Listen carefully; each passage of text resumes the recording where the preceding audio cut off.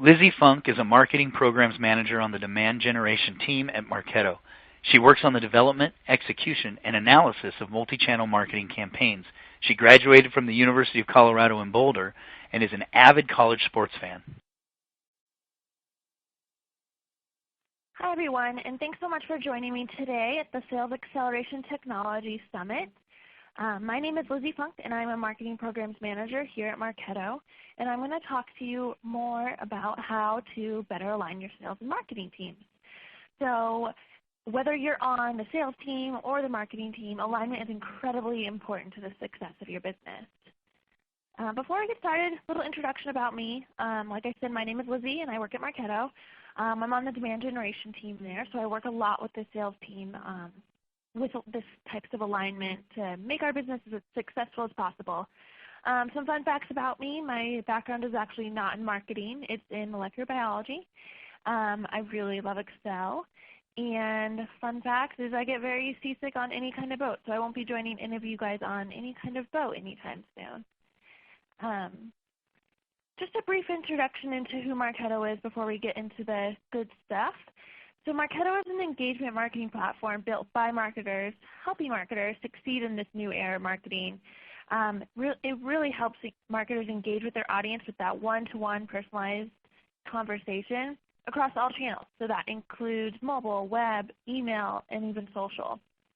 Marketo also provides advanced analytics that will help you maximize the ROI on all the programs that you're running and amplify the impacts of marketing and revenue generation.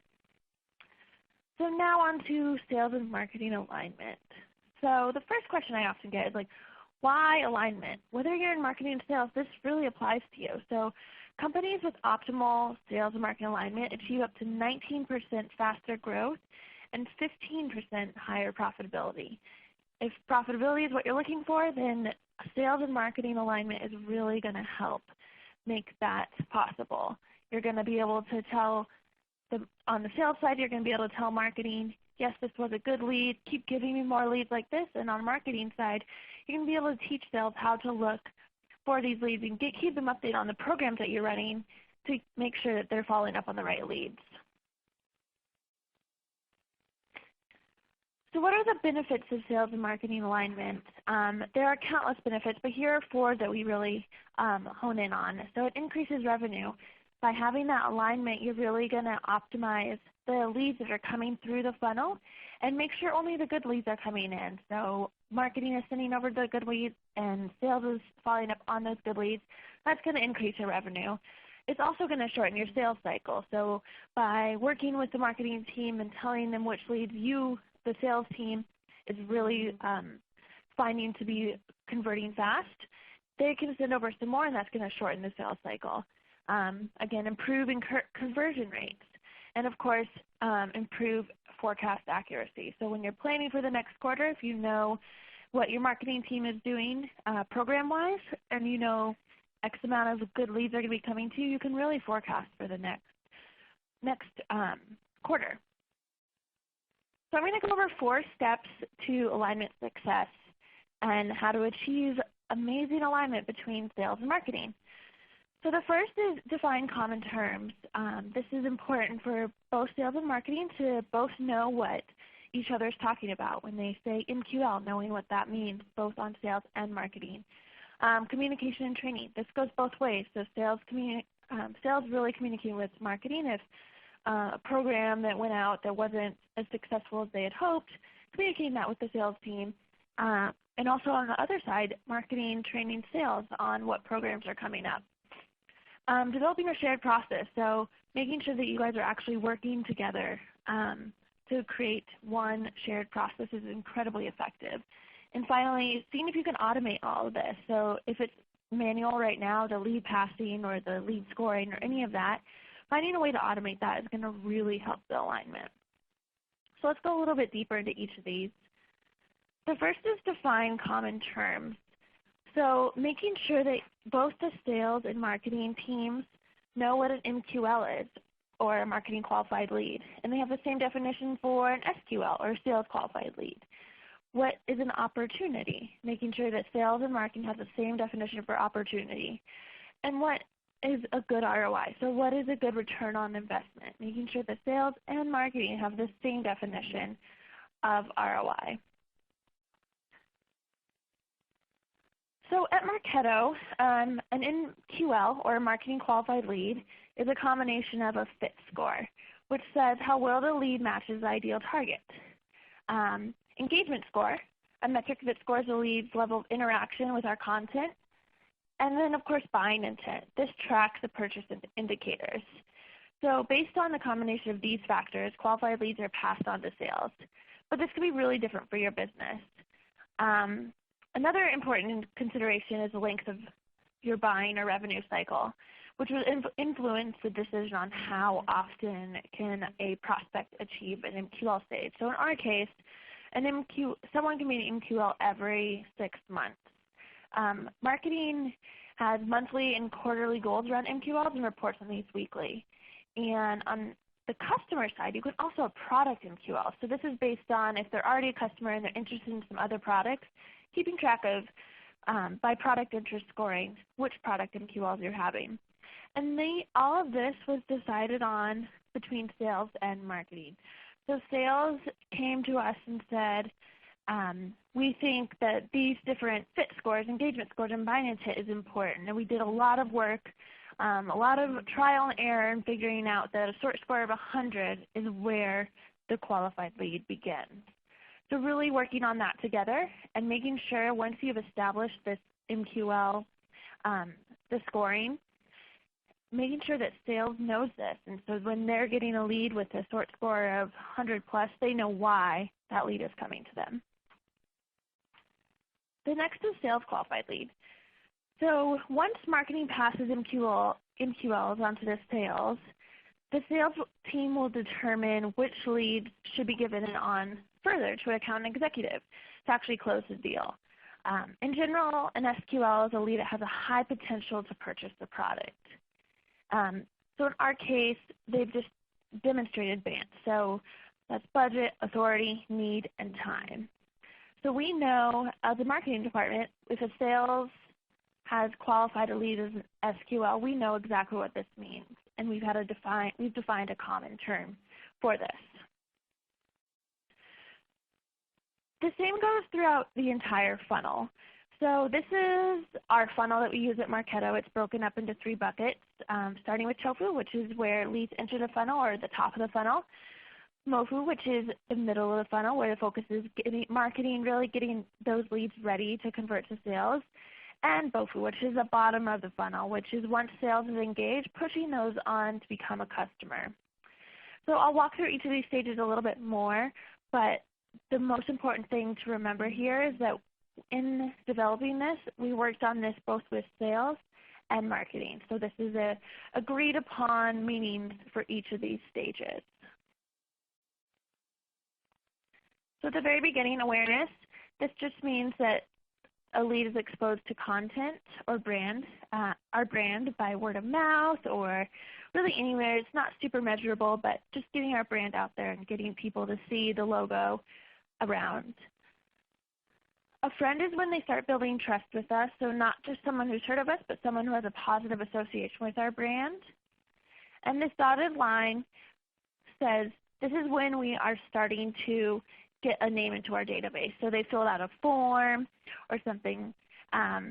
These are just names though. So a name is just a name. So it could be Mickey Mouse at mickeymouse.com, but they could also, once we start engaging with us, then they're going to start becoming a more qualified name. So the next step is to be someone that engages with us and is in our database and has a meaningful interaction. So that could be registering for a demo or downloading a white paper, anything like that, making sure that that's a meaningful interaction. The target stage represents someone who is engaged and has the right demographics.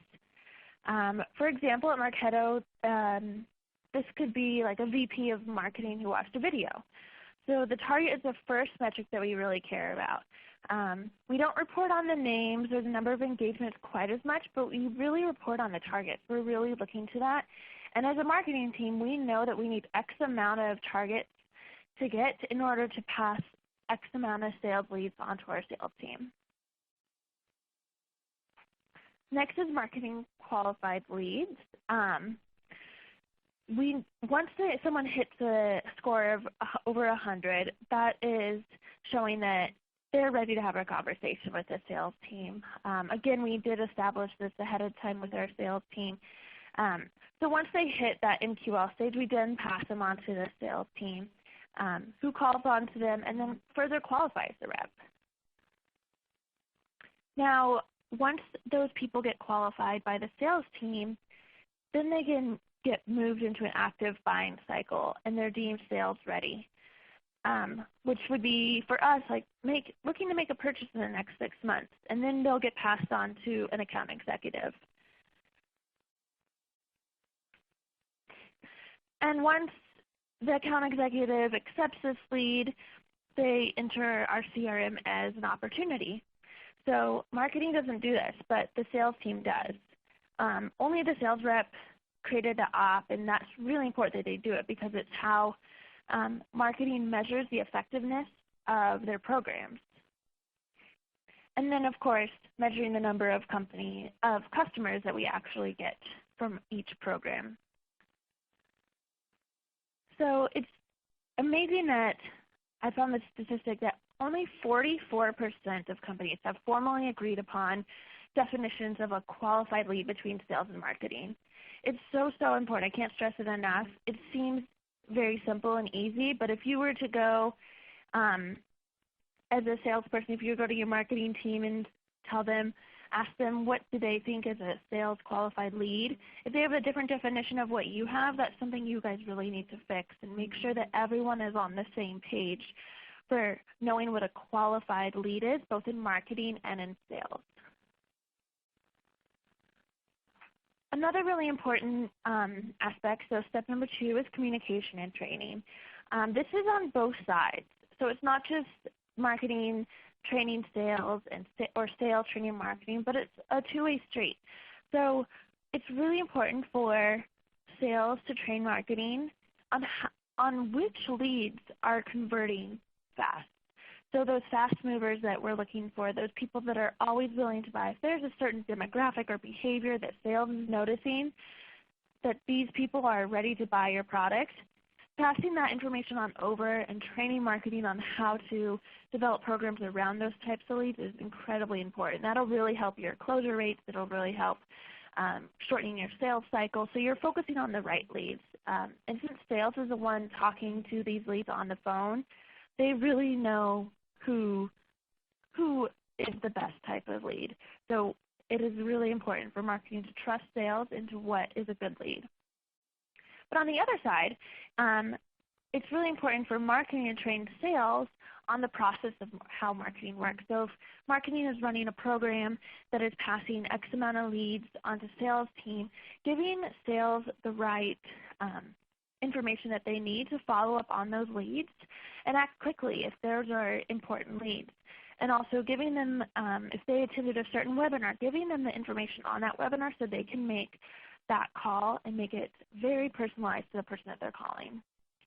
And of course, working together and training together to generate on how to generate new business, whether it's a new program idea or a new type of lead profile that we want to target or a new industry you want to target, training both on how to generate new business for the company.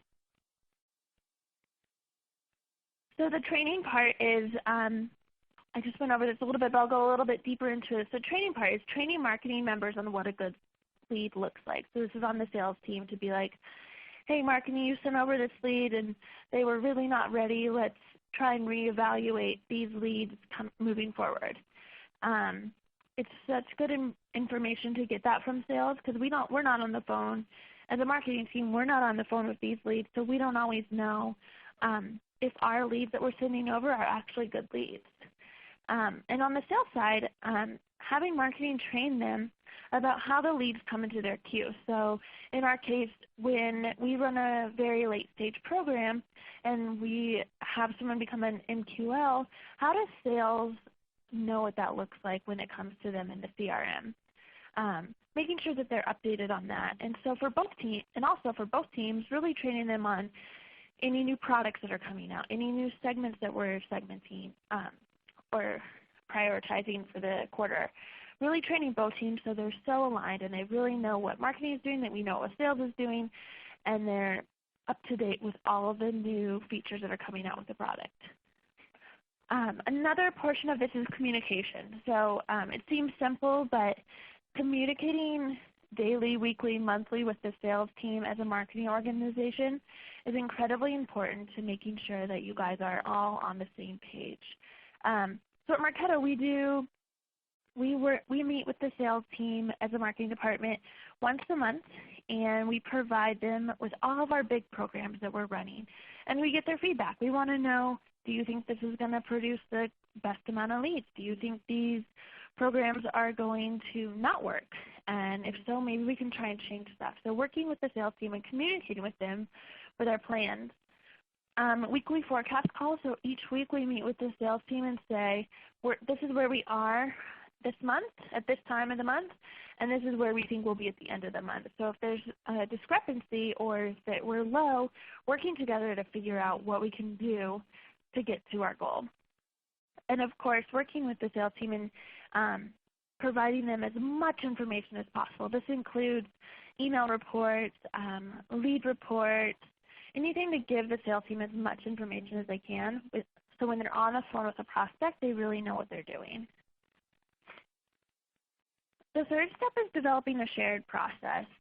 So working together, sales and marketing, yes, they're two different departments, but when they work together and create one shared process they both agree on, it has been shown that you can have 31% increase in MQL acceptance.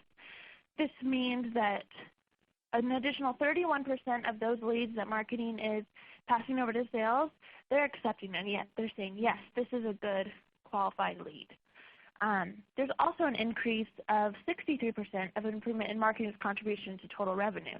So when the marketing team is teaching the sales team what programs are running and how to follow up on those leads, that sales team has the tools that they need to follow up on those leads with the specific content based on that program, which will really reduce the sales cycle and increase in conversions.